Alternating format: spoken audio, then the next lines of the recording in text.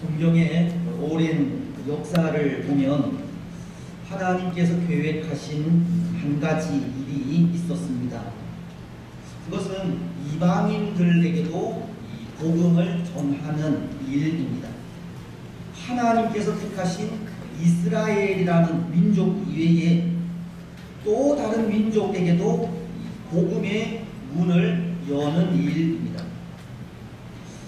바울은 그 일에 대해서 로마서 9장을 통해 말씀을 하고 있는데요. 특히 로마서 9장 24절은 이렇게 말씀을 하십니다. 이 그릇은 우리니 곧 유대인 중에서뿐 아니라 이방인 중에서도 부르신 이 잔이라. 하나님은 마치 토기장이 와도 같은 분으로서 토기장이가 자신이 만든 이 그릇을 선택할 때 귀하게 쓰는 그릇을 선택하기도 하고 천하게 쓰는 그릇을 선택하기도 하듯이 하나님이 택하신 자들 중에는 유대인들 뿐만 아니라 이방인들도 있다는 겁니다.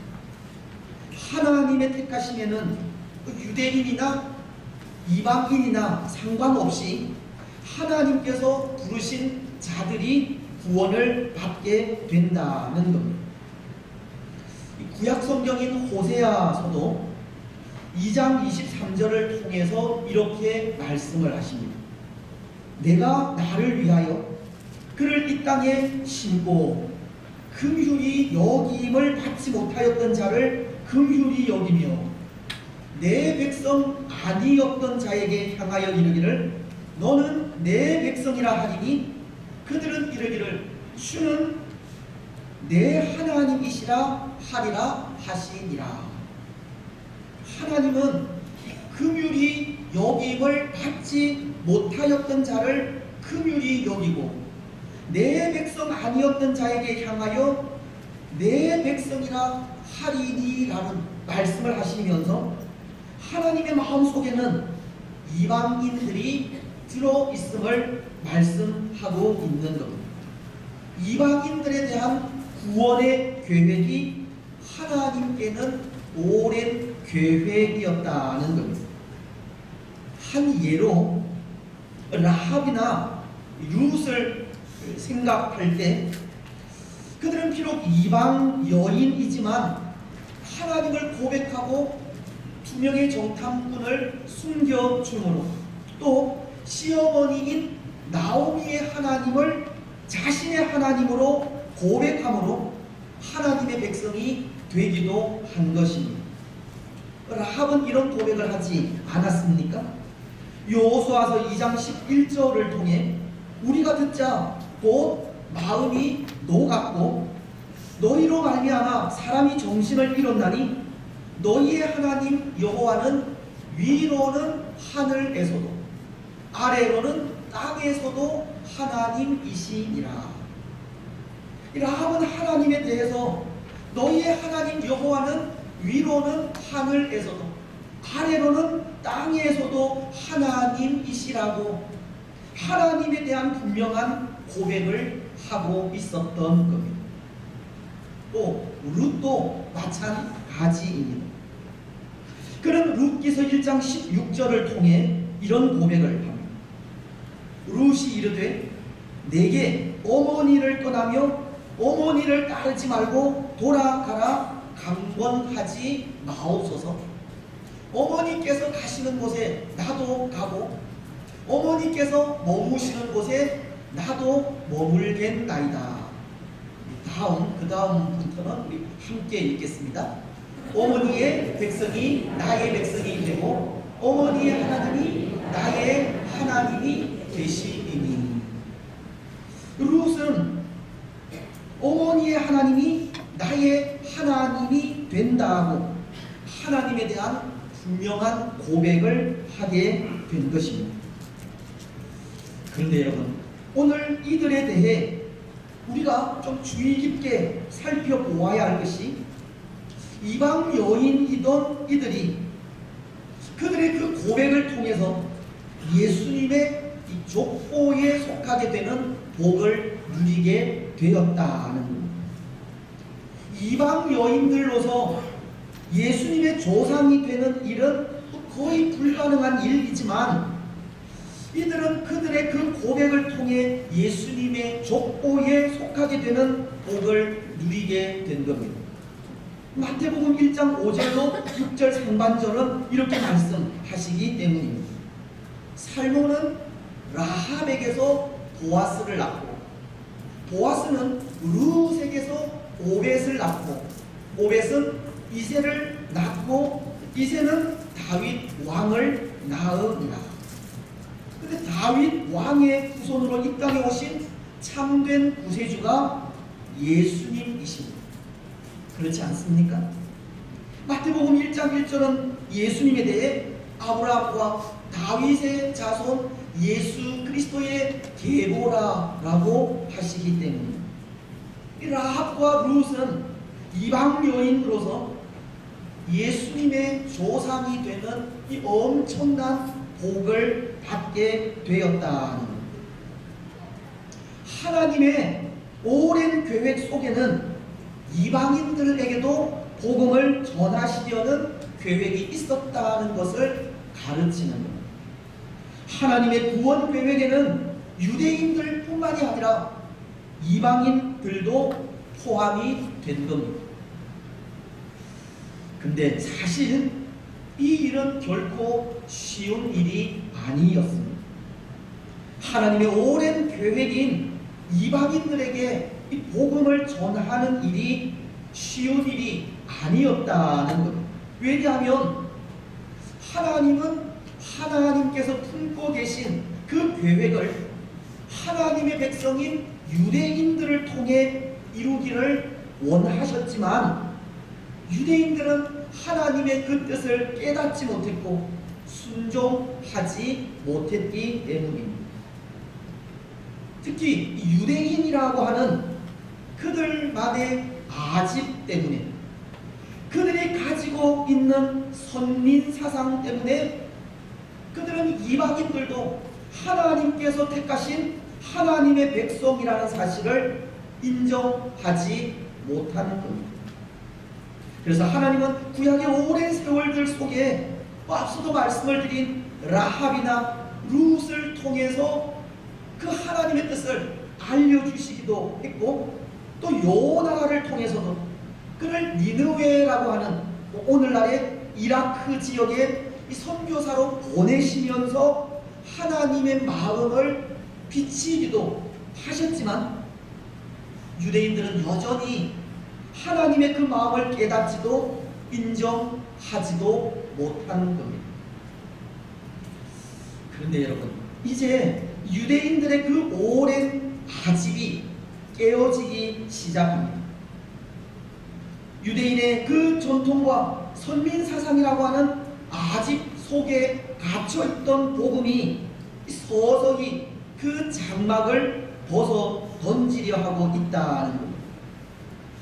이방인들까지 구원하시려고 하는 하나님의 구원의 역사가 이제 본격적으로 진행되려 하고 있기 때문입니다.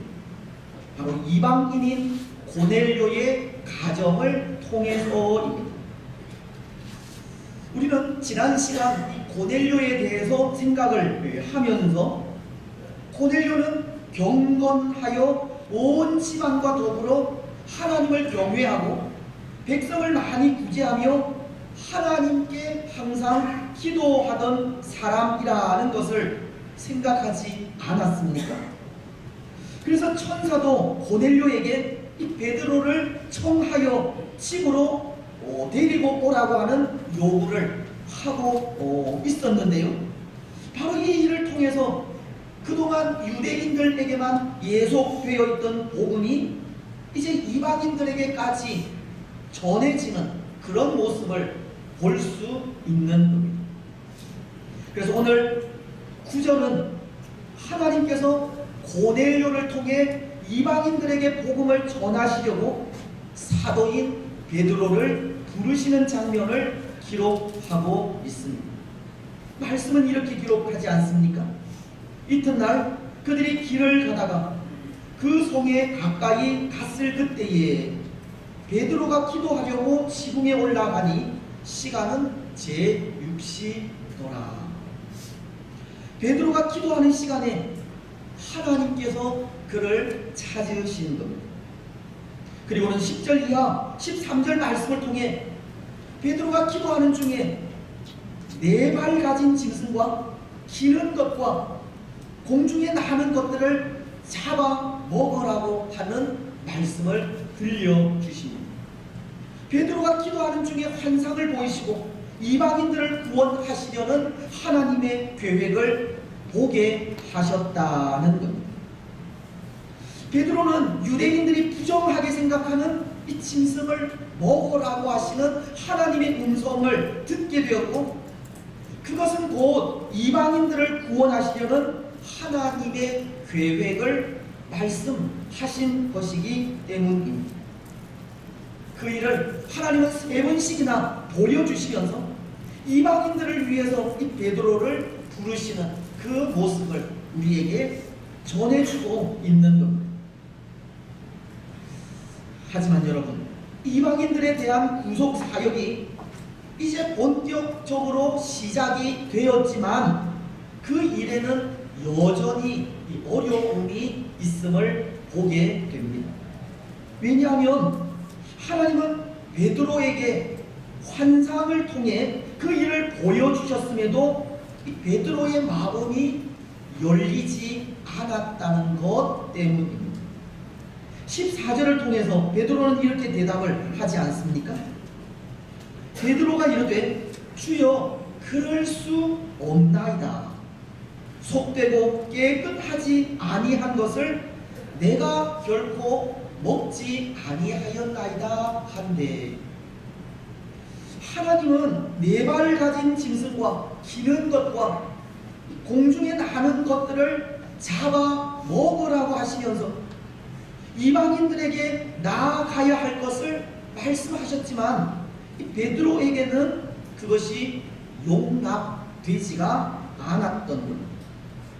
이방인들에게 이 복음을 가지고 나아가야 한다는 것이 용납되지 않았다는 것. 베드로는 아직도 이방인들을 이 속되고 깨끗하지 못한 존재로 보고 있었다는 것이고, 그래서 그들에게 가까이 나아간다는 것은 이 상상도 하지 못한 일이었던 것이기 때문입니다. 지금까지도 그렇게 해오지 않았고 또 그것이 전통이기 때문에 앞으로도 그럴 수 없다는 생각을 이 베드로는 가지게 된 것입니다. 사랑하는 여러분, 때로 오늘 우리에게도 이런 일들은 있는 것 같습니다. 용납할 수 없는 일들이 생기기도 한다는 것. 우리가 간직하고 있던 이 전통적인 방법이 허물어질 때입니다. 오랜 세월 동안 이 굳어있던 우리 생활의 방식에 변화가 올 때입니다. 우리가 가진 가치관이 흔들리고 우리의 삶이 요동칠 정도로 이 급격한 변화가 올 때 우리 또한 그것을 용납하지 못할 때가 있는 겁니다. 그래서 어떤 때는 전통이라고 하는 이름으로 그 과거의 것을 고집하기도 하고, 또 어떤 때는 그것이 성경적인 일이 아닐 수도 있는데 그것을 사수하는 것이 마치 진리를 사수하는 양 생각할 때도 있는 겁니다. 오늘 베드로의 경우가 그렇지 않습니까? 이스라엘의 오랜 역사 속에는 또 속되거나 깨끗하지 못한 짐승을 먹는 일은 언제나 금지되어 왔습니다. 베드로 또한 유대인으로서 속되고 깨끗하지 못한 음식을 먹을 생각이 없습니다. 근데 환상 중에 나타나 말씀하시는 하나님은 그것을 먹으라고 하시는 겁니다. 이것은 베드로에게 있어서 그 가치관이 흔들리는 경우입니다. 이 전통적인 생각이 허물어지는 경우라는 겁니다. 삶의 방식이 변화되는 경우이고 이미 굳어져 있는 그 삶의 습관에 혼란이 오는 경우입니다. 그래서 이 일은 결코 받아들일 수도 용납할 수도 없는 일인 겁니다. 여러분, 만약 오늘 우리에게 이런 일이 생긴다면 우리는 어떻게 하시겠습니까? 사실 오늘 이 시대에 우리 교회의 모습도 너무나도 빠르게 변해가고 있지 않습니까? 이것이 옳은지 그런지 생각할 시간조차 없이 너무나도 급격하게 신앙의 삶들이 변해가고 있습니다. 어릴 때 저는 그런 신앙 교육을 받았습니다. 개혁주의 신앙의 원리에 따라 하나님 중심, 교회 중심, 성경 중심의 삶을 교육받았습니다. 우리 살아가는 삶에 이 세 가지 원리가 중심이 되어야 하고 그 삶이 하나님의 영광을 위한 삶이라는 교육을 받은 겁니다. 그래서 부족하기는 하지만 그런대로 이 신앙의 원리에서 떠나지 않는 삶을 살려고 합니다. 그런데 오늘날은 그런 것 같습니다. 하나님 중심, 교회 중심, 이 성경 중심의 삶을 살기에 세상은 이를 용납하지 않는 것 같습니다. 교회 또한 이 신앙의 원리를 가르치기엔 너무나도 역부족인 것 같습니다. 세상은 하나님 중심이 아니라 사람 중심의 삶을 가르치고 있고 교회 중심이 아니라 우리 사는 삶이 중심임을 가르치고 있으며 성경 중심이 아니라 내가 생각하는 그 생각대로 살아가기를 가르치고 있기 때문입니다. 세상은 하나님이 아니라 사람이 우선인 세상으로 급격하게 변해가고 있다는 겁니다. 이 세상 속에서 신본주의 사상은 급격하게 퇴락해 가고 있는 겁니다. 오늘날 인본주의가 활개치고 있는 겁니다. 그래서 세상 속엔 이제 더 이상 하나님이 설 자리가 없습니다. 하나님의 말씀은 뒷전이고 교회는 세상에서 상처받고 고통당하는 사람들만이 찾는 곳이 되었습니다. 또 오늘 교회는 세상의 이런 변화에 아무런 대처도 없이 그저 바라만 보고 있는 상황입니다. 오늘날은 교회가 교회다움을 이야기하는 것조차도 세상 사람들의 말처럼 꼰대가 되는 그런 세상입니다. 교회가 교회다움을 이야기하는 것조차 힘들어진 세상이 오늘날이라 우리는 이런 교회를 염려하지 않을 수가 없습니다. 이런 세상을 걱정하지 않을 수가 없습니다. 그렇다고 아무것도 하지 않은 채 그저 바라만 보고 있을 수도 없는 겁니다. 오늘 이 시대 속에 교회된 우리는 참 많은 고민을 하지 않을 수가 없다는 겁니다. 어쩌면 오늘 본문 속에 베드로는 전통 속에 사로잡혀 하나님의 마음을 깨닫지 못하는 아둔함을 보였다면 오늘 우리는 이 세상의 것을 아무런 고민 없이 수용함으로 하나님의 마음을 깨닫지 못하는 아둔함을 보이고 있는 것. 교회된 우리는 이런 모습을 염려하지 않을 수 없고 변해가는 교회의 모습을 바라보면서 과연 무엇이 옳은지 무엇이 그런지 고민하지 않을 수 없는 겁니다. 오늘 이 시대 과연 교회를 향하신 하나님의 마음이 무엇인지 깊이 생각하지 않을 수 없다는 겁니다. 그런데 여러분, 오늘 베드로는 보십시오.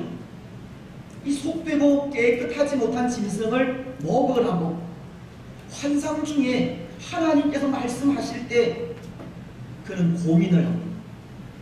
그도 그 일 앞에 어떻게 해야 할지 판단이 서지 않았다는 겁니다. 그런데 그때 두 번째 하나님의 음성이 들립니다. 15절 말씀은 또 두 번째 소리가 있으되 하나님께서 깨끗하게 하신 것을 네가 속되다 하지 말라 하더라. 두 번째 들린 하나님의 음성은 내가 깨끗하게 했다는 음성입니다. 그리고 이 일 후에 또 한 번의 음성이 있었다고 16절은 말씀하고 있지만 아마도 내가 깨끗하게 했다고 하는 이 음성이 베드로의 고민을 해결해 주지 않았을까 생각합니다. 내가 깨끗하게 했다고 하는 이 음성은 유대인의 아집을 깨뜨리는 음성이기 때문입니다. 이방인들에 대한 하나님의 구원 계획을 속히 이루라는 음성이기 때문입니다. 유대인들에게 그들이 스스로 맡고 있던 이방인들에 대한 담을 허물어 뜨리라고 하시는 음성이기 때문입니다. 그렇습니다. 사랑하는 여러분, 오늘 우리는 참 조심스럽게 오늘날의 변화를 고민하며 나아가기도 해야 하지만 또 우리 가운데에는 이 깨뜨려야 할 부분들도 있다 생각합니다. 교회의 역사를 볼 때에도 이렇게 교회가 탄생하고 이방인들에게 복음이 증거되기 위해서는 유대인들과 이방인들 사이에 막혀있던 담이 허물어져야 했듯이 오늘날에도 깨어져야 할 부분들, 허물어뜨려야 할 담들, 개혁되어져야 할 부분들이 많이 있다는 것. 여러분, 혹 오늘 우리에게 그런 부분들이 있다면 어떤 부분이겠습니까? 우리 가운데 우리가 허물어야 하고 깨뜨려야 할 부분들이 있다면 어떤 부분들이겠습니까? 근데 여기 참 중요한 것이 있습니다. 교회 안에 허물어지고 깨어져야 할 부분들이 우리 사람의 생각에 편리한 대로가 아니라 하나님의 말씀에 의해서 하나님께서 원하시는 방향으로 변해야 한다는 것. 오늘 베드로에게 속되고 깨끗하지 않은 것을 내가 깨끗하게 했다고 하나님께서 말씀하시듯 하나님의 말씀에 의해서 하나님께서 원하시는 방향으로 변하고 새로워져 가야 한다는 겁니다. 그것이 아니라 그저 인간의 생각에 편리한 대로 변해간다면 그것은 정말 혼란이기 때문입니다. 하나님께서 원하시는 방향이 아니라 그것이 단순히 과거의 것이기 때문에 또 그것은 깨어져야 할 전통이기 때문에 깨뜨린다는 것은 가치관만 흔드는 일일 뿐이라는 거예요. 사랑하는 여러분, 오늘 우리는 이런 일들에 하나님의 뜻이 무엇인지, 하나님의 마음이 무엇인지 하나님의 음성에 귀 기울여 들으시기를 바랍니다. 오늘 우리의 변화에 인간적인 편리함만을 추구하지 마시기 바랍니다. 하나님께서 원하시는 것이 무엇인지 깨달아 하나님께서 원하시는 방향으로 변화되고 새로워져 가는 우리들이 되시기를 바랍니다.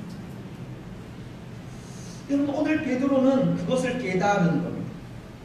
내가 깨끗하게 했다고 하시는 하나님의 음성을 통해 깨뜨려져야 할 부분이 무엇인지 알게 된 것입니다.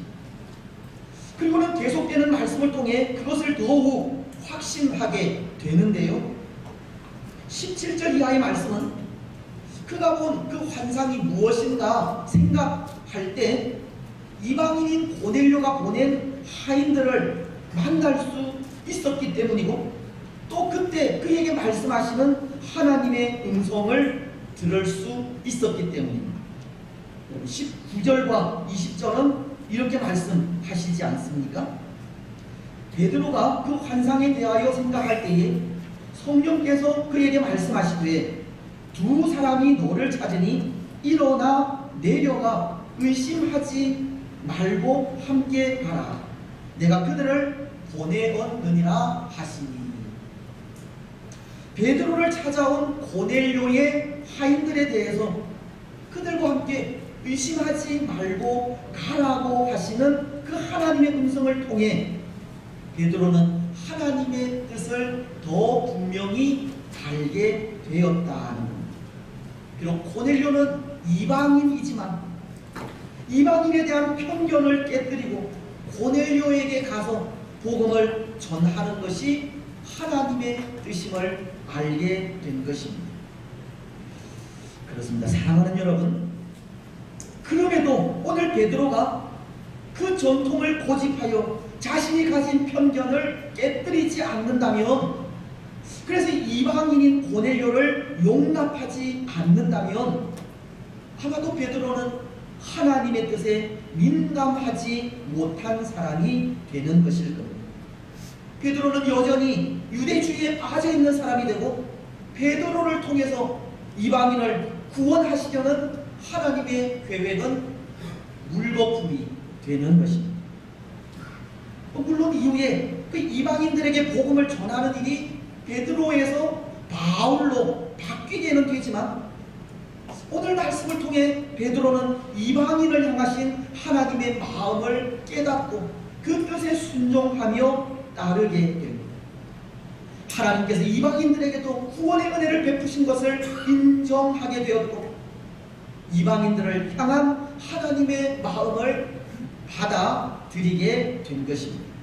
그래서 오늘 23절 상반절은 이렇게 말씀하는 겁니다.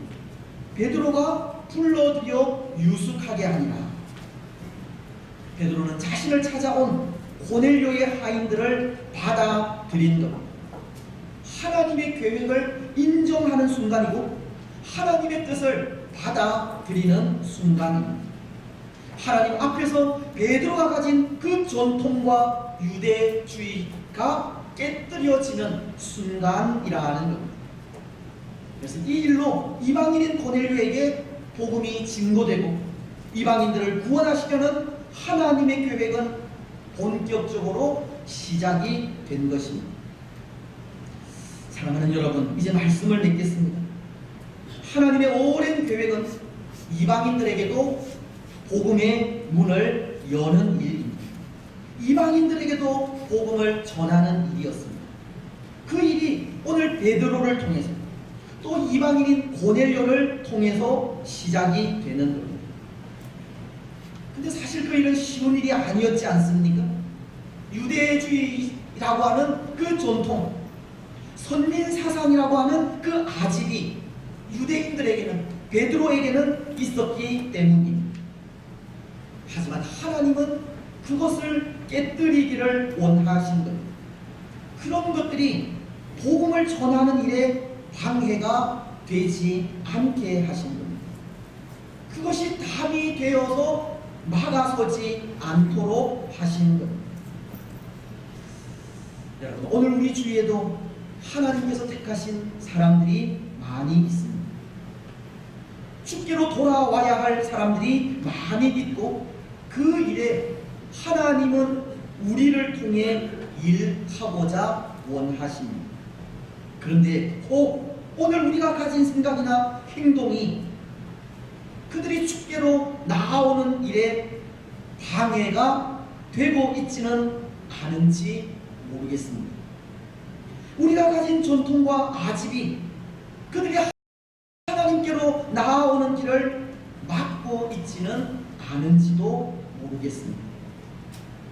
우리는 항상 우리 자신을 살피시고 하나님의 음성에 우리의 마음과 귀를 열어놓으시며 그 음성에 민감하게 반응하시기 바랍니다.